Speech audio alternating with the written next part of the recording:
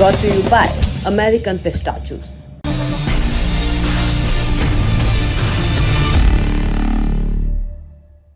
मणिपुर की जो घटना सामने आई है, किसी भी सभ्य समाज के लिए ये शर्मसार करने वाली घटना है। पाप करने वाले, गुनाह करने वाले कितने हैं, कौन है, वो अपनी जगह पे है, लेकिन बेइज्जती पूरे देश की हो रही है।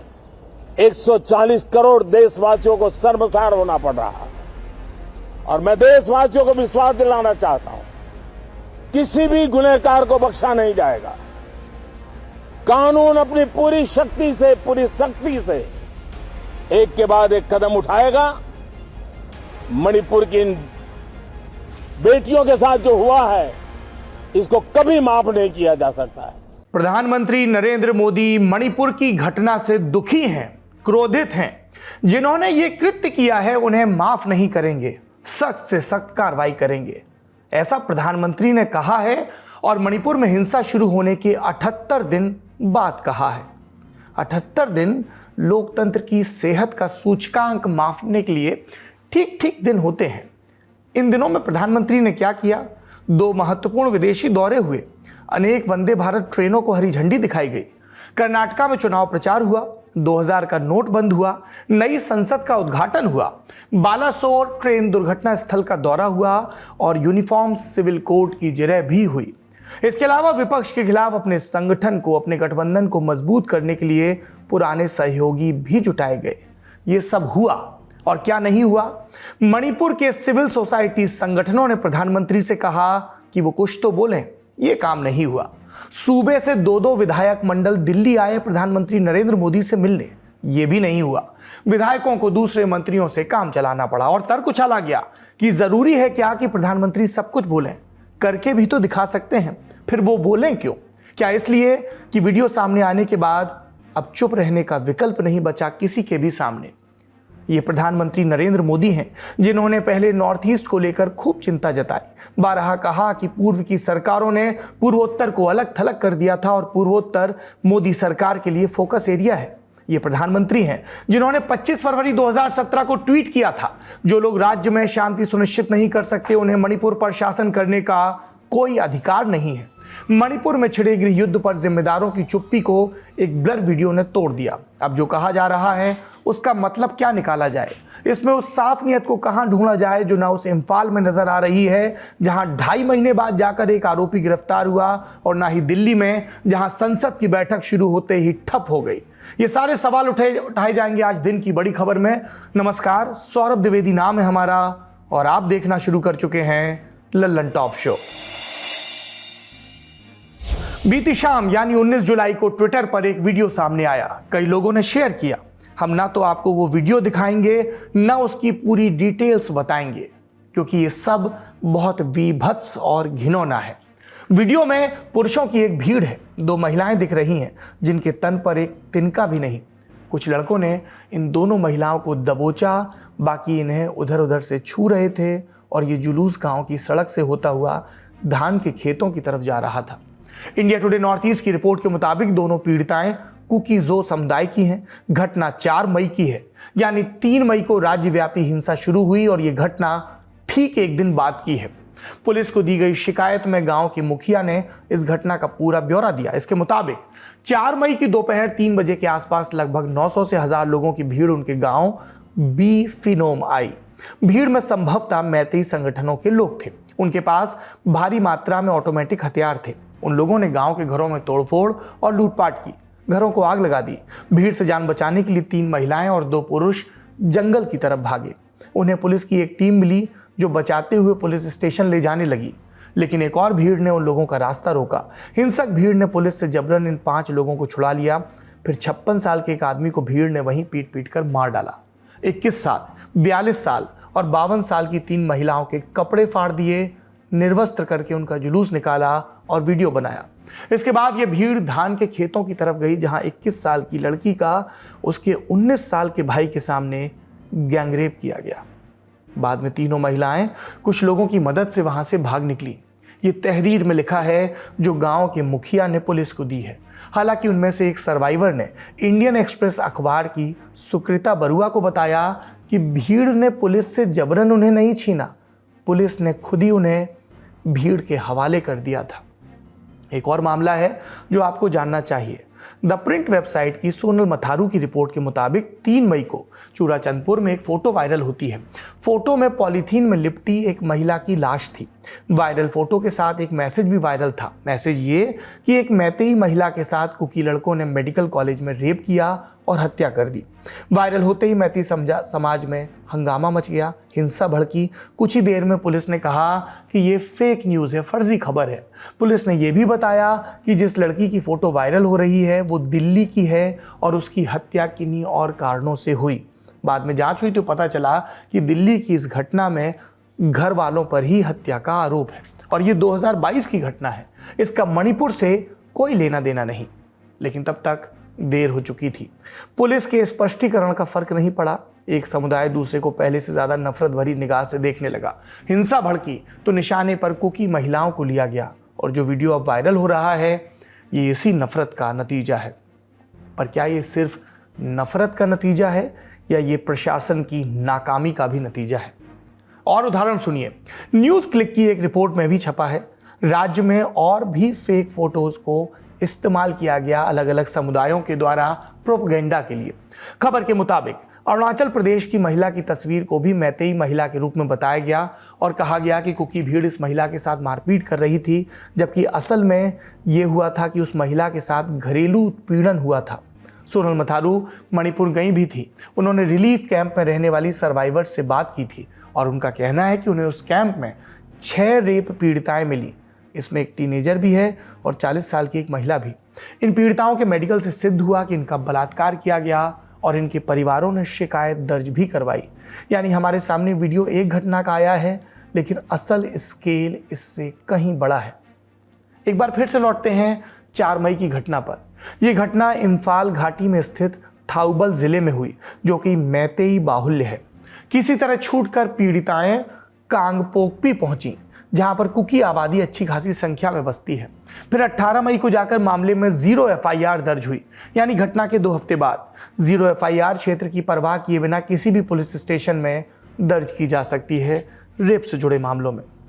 पर कार्रवाई तो थाउबल में होनी थी और इसके लिए FIR को ट्रांसफर किया जाना था। अब आप जानते हैं FIR खुद तो चलकर जाएगी नहीं। आजकल फैक्स और मेल का जमाना है। पर मान लीजिए कि इंटरनेट डाउन है, मान लिया कि FIR के खुद पैर होते और वो चलकर जाती, तब भी क्या इसे कांगपोकपी से थाउबल की 65 किलोमीटर की दूरी तय करने में 32 दिन लग जाते? जी, थाउबल के नोंगपोक सेकमाई थाने में पक्की FIR 21 जून को जाकर दर्ज हुई। ये है मुख्यमंत्री और गृह मंत्रालय का महकमा भी संभाल रहे एन बीरेन सिंह के नियंत्रण वाली मणिपुर की करामाती पुलिस और उस पर गृह मंत्री केंद्र के अमित शाह द्वारा भेजे गए सुरक्षा सलाहकारों का नियंत्रण। इस FIR की एक स्कैन कॉपी ललन टॉप के पास भी है। इसमें अज्ञात हथियारबंद आरोपियों के खिलाफ अपहरण, गैंगरेप और हत्या का केस दर्ज किया गया। FIR में एक पीड़िता के साथ गैंगरेप की बात भी लिखी है। 376 की धारा दर्ज है। हालांकि सर्वाइवर्स ने 2 समाचार पोर्टल से कहा है कि पीड़िताओं ने गैंगरेप की बात से इनकार किया है। क्या इस इनकार से फर्क पड़ेगा? इस विषय पर ललन टॉप ने सुप्रीम कोर्ट के वकील सुशील टेकरीवाल से बात की। उन्होंने कहा इस केस में भारतीय दंड संहिता की धारा 376 लगेगी। भारतीय कानून के मुताबिक ये जरूरी नहीं है कि पेनिट्रेशन हो। अगर किसी महिला के निजी अंग को छुआ गया यानी स्किन टू स्किन टच हुआ तो उसे रेप केस माना जाएगा। धारा 376 सिद्ध होने पर 10 साल से आजीवन कारावास तक की सजा हो सकती है, यानी कम से कम 10 साल और ज़्यादा से ज़्यादा लाइफ इम्प्रिजनमेंट। इतने गंभीर मामले में प्रदेश के गृह मंत्री बीरेन सिंह की पुलिस 2.5 महीने में किसी को गिरफ्तार नहीं कर पाई। जब वीडियो वायरल हुआ, पूरे देश में थू-थू होने लगी, चिंता जताई जाने लगी, तब जाकर मणिपुर पुलिस का बयान आया कि प्रयास जारी है और 20 जुलाई की सुबह जाकर खबर आई कि उस पूरी भीड़ में से एक शख्स को गिरफ्तार कर मुख्य आरोपी बताया गया है। क्या पुलिस वीडियो देखकर भी सिर्फ एक ही आदमी को अब तक पकड़ पाई? ये सवाल पूछा जा रहा है। वीडियो सामने आने के बाद आदिवासी संगठन इंडिजिनस ट्राइबल लीडर्स फोरम यानी ITLF ने प्रेस रिलीज जारी की। घटना की निंदा की।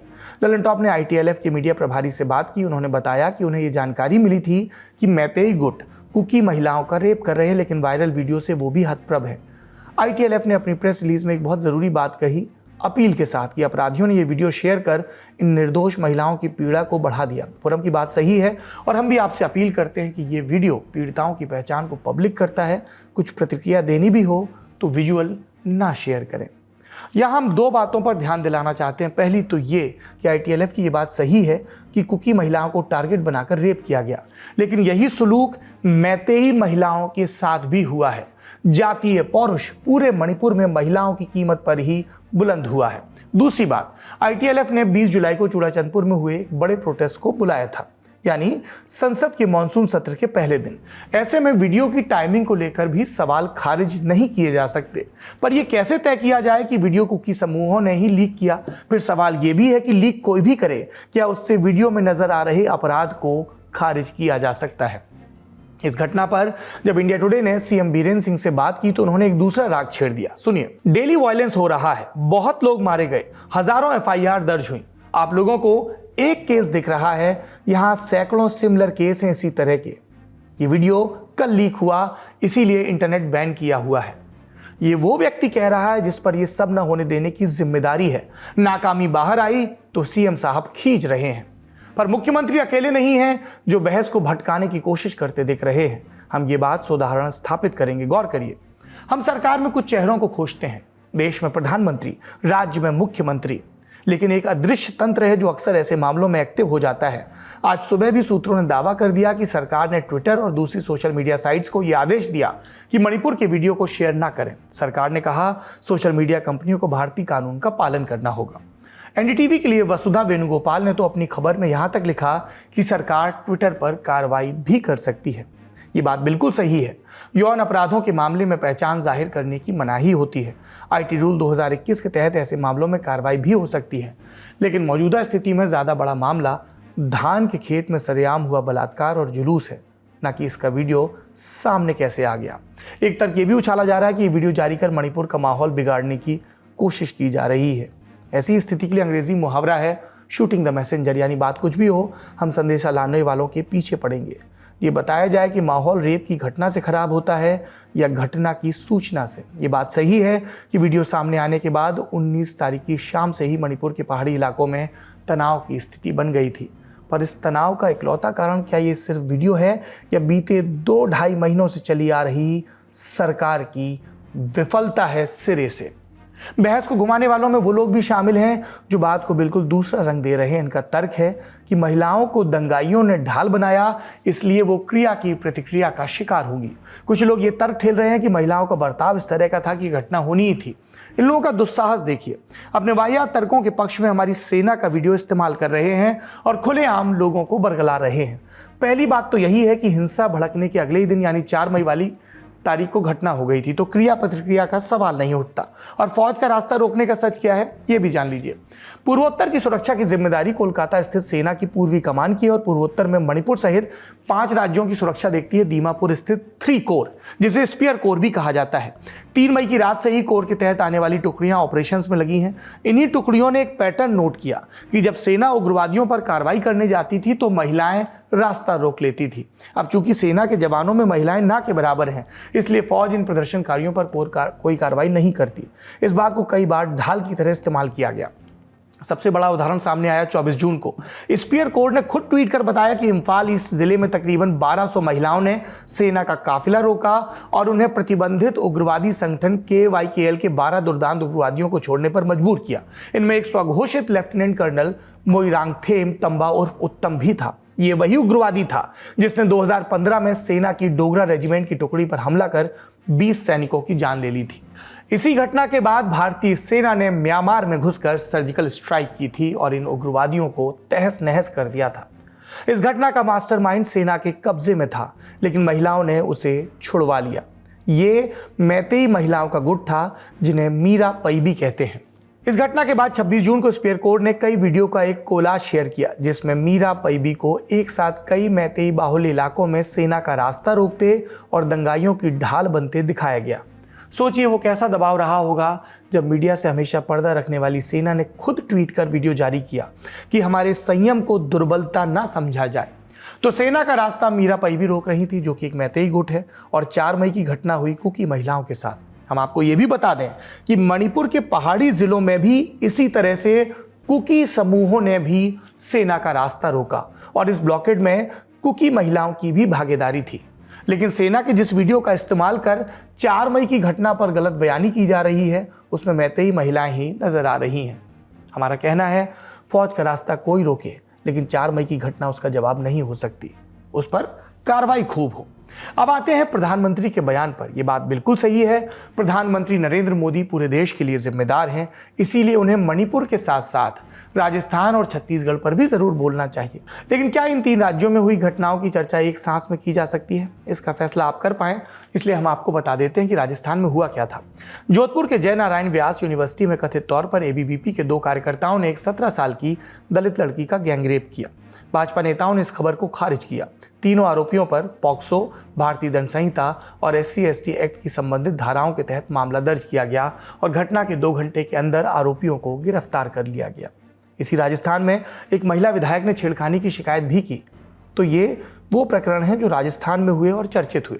अब दर्शक तय करें कि क्या राजस्थान और मणिपुर में हुई घटनाओं की तुलना की जा सकती है कि इस पर बोलें उस पर बोलें।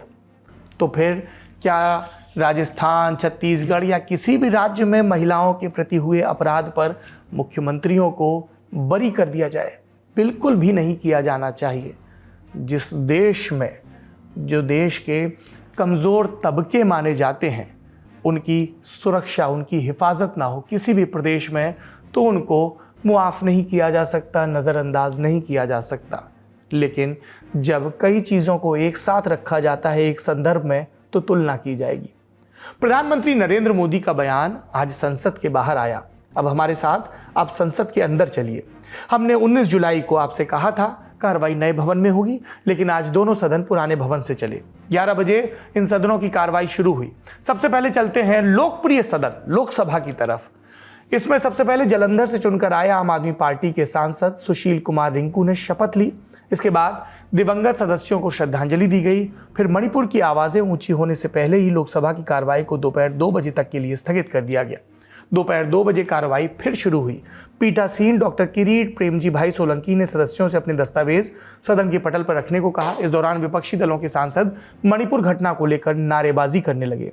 इस पर संसदीय कार्य मंत्री प्रहलाद जोशी ने कहा कि सरकार दोनों सदनों में चर्चा के लिए तैयार है। सुनिए, जैसे ही संसदीय कार्य मंत्री बोलकर बैठे, वैसे ही सदन की कार्रवाई अगले दिन तक के लिए स्थगित कर दी गई। कमोबेश यही स्थिति राज्यसभा की भी रही। दिवंगत सदस्यों को श्रद्धांजलि दी गई। फिर 12 बजे तक के लिए सदन स्थगित कर दिया गया। 12 बजे दोबारा कार्रवाई शुरू हुई। राज्यसभा के चेयरमैन और देश के उपराष्ट्रपति जगदीप धनखड़ ने कहा कि शॉर्ट ड्यूरेशन डिस्कशन यानी अल्पकालिक चर्चा के लिए उन्हें नियम 176 के तहत 12 नोटिस मिले हैं। 8 नोटिस मणिपुर को लेकर हैं, 3 नोटिस बालासोर हादसे और रेलवे सुरक्षा को लेकर, जबकि 1 नोटिस बेरोजगारी के मुद्दे पर चर्चा के लिए है। इस पर सदन के नेता और नरेंद्र मोदी सरकार में मंत्री पीयूष गोयल ने कहा कि सरकार मणिपुर पर चर्चा के लिए तैयार है।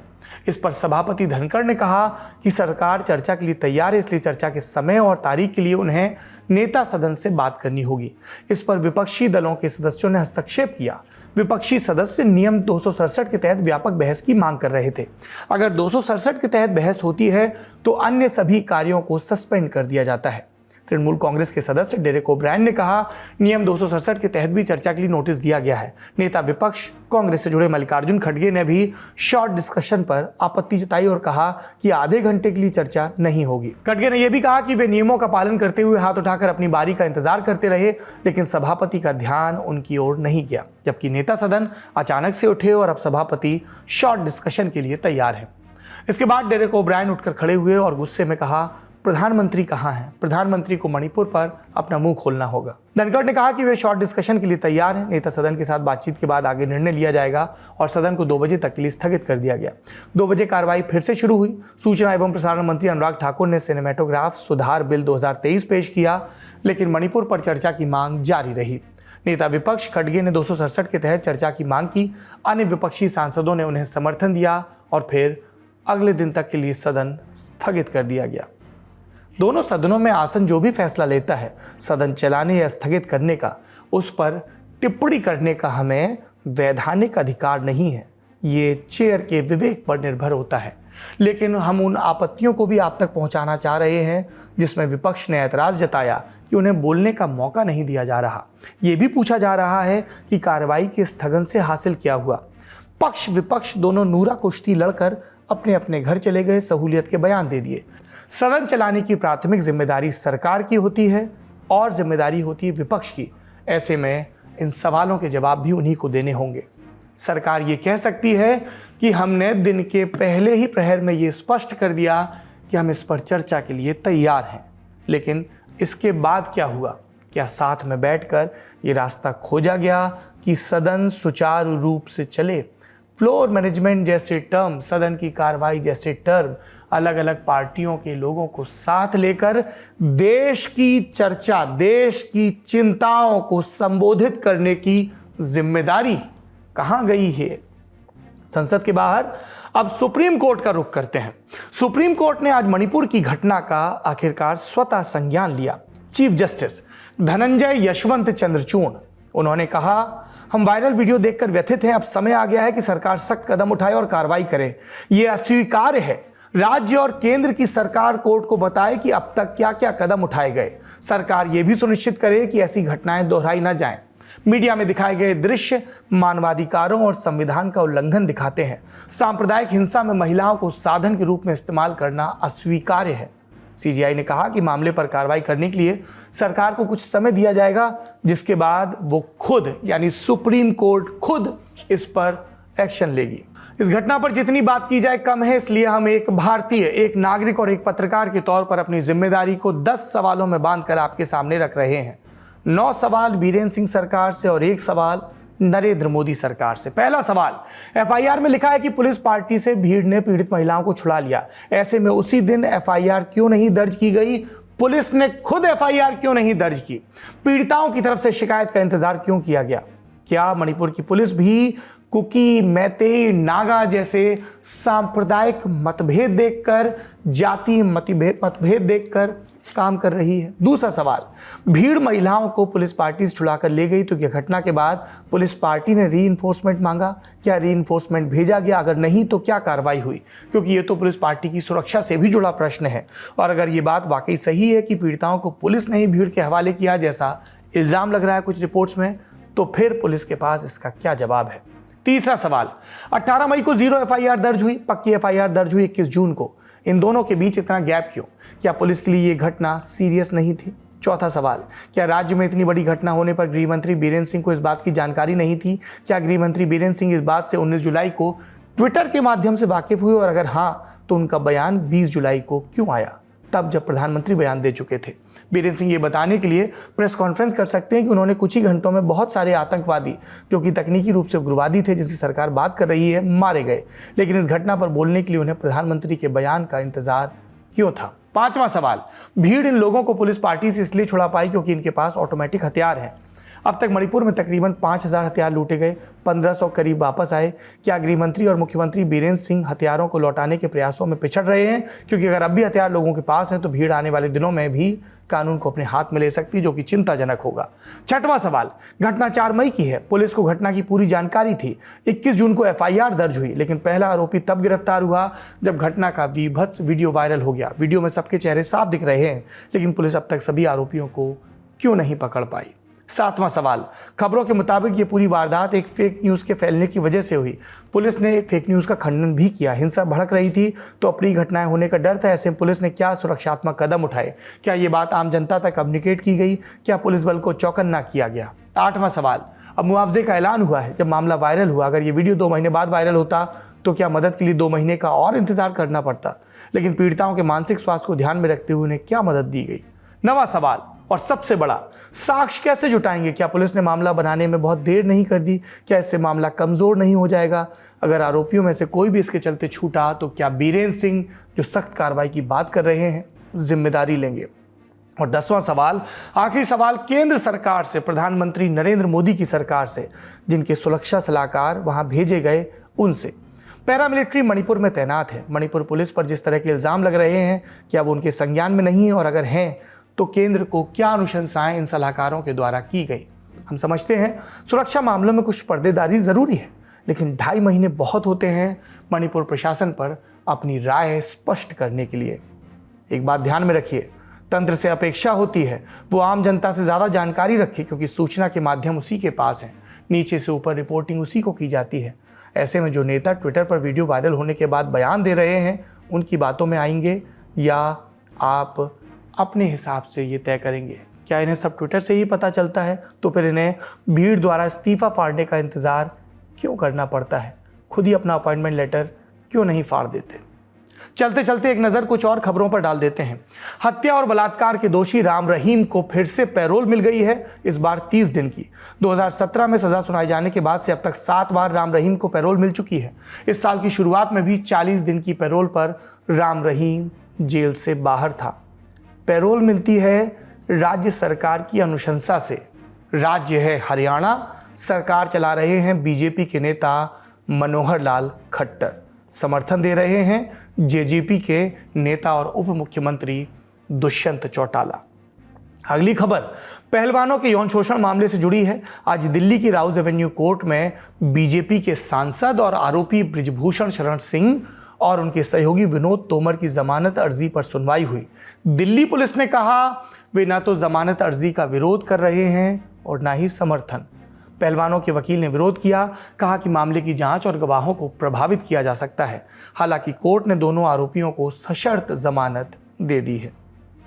ललन टॉप शो आज यहीं रुकता है, लेकिन आपके दिमाग में चिंताएं नहीं रुकनी चाहिए। हम पत्रकारों से कहा जाता है तटस्थ रहिए, ऑब्जेक्टिव रहिए, रहते भी हैं। शपथ भी कुछ ऐसी है, तथ्यों को सम्मत ढंग से आपके सामने प्रस्तुत किया जाए। पर पर्दे के इस पार का पत्रकार नागरिक भी होता है और इंसान भी।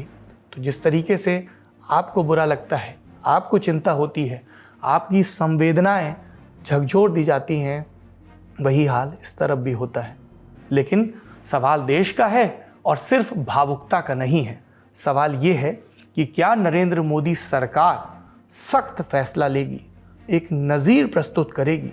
क्योंकि जब देश जनादेश देता है तो इसी आकांक्षा के साथ देता है कि राजदंड बिना किसी भेद के अपना फैसला सुनाएगा। और यदि कोई राज्य सरकार इसमें अक्षम साबित होती है और यदि राज्य सरकार अक्षमता के इस स्तर पर चली जाती है कि महीनों तक हिंसा खुल जाए, खिल जाए, बढ़ जाए, तो फिर देश केंद्र की तरफ देखता है। जाहिर सी बात है, यदि पूर्वोत्तर में हो रहे विकास का श्रेय नरेंद्र मोदी और उनकी सरकार को दिया जाता है, तो फिर पूर्वोत्तर में हो रही इस हिंसा की घटना पर भी सबसे ज़्यादा जवाबदेही इसी सरकार से, हमारी और आपकी देश की सरकार से मांगी जाएगी। अपना ख्याल रखिए, अपनी चिंताओं का ख्याल रखिए, संवेदनाओं का भी और देश का। हम और आप मिलकर देश बनाते हैं। हम और आप जागरूक रहेंगे, प्रश्न पूछते रहेंगे अगर मगर के बिना, तो देश जागता रहेगा। शुभ रात्रि।